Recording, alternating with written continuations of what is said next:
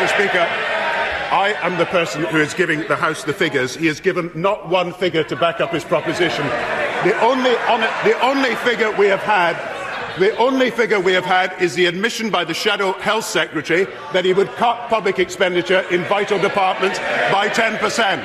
And what we will not be doing is cutting expenditure by 10%. Let me tell you what the real terms rise in current expenditure is.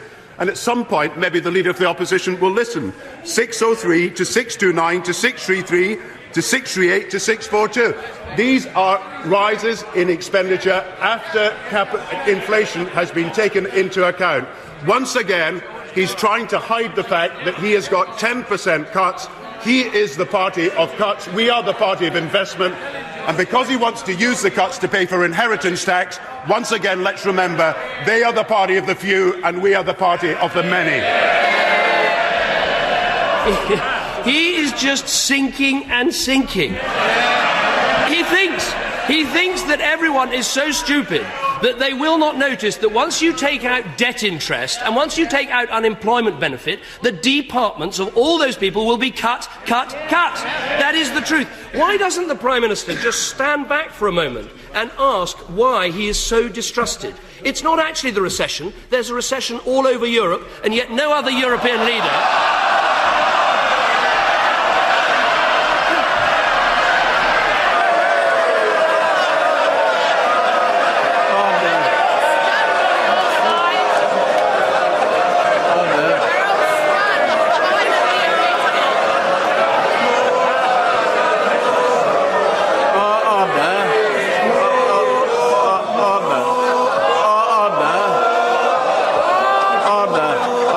The Leader of the Opposition.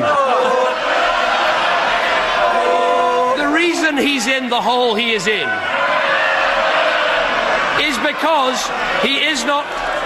It's because he isn't straight with people.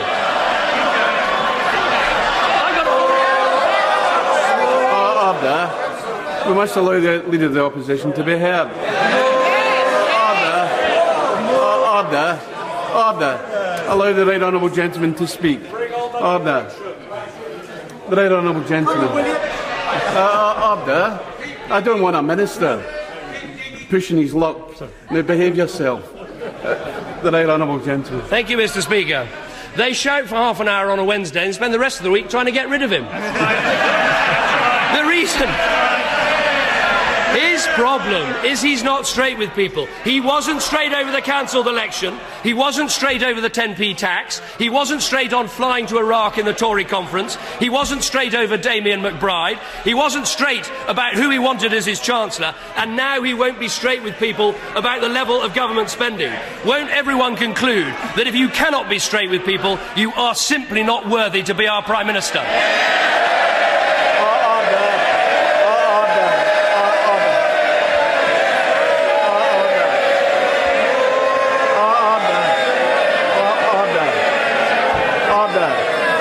Even though it's my last day, the Leader of the Opposition knows that the term "you" is not something I approve of.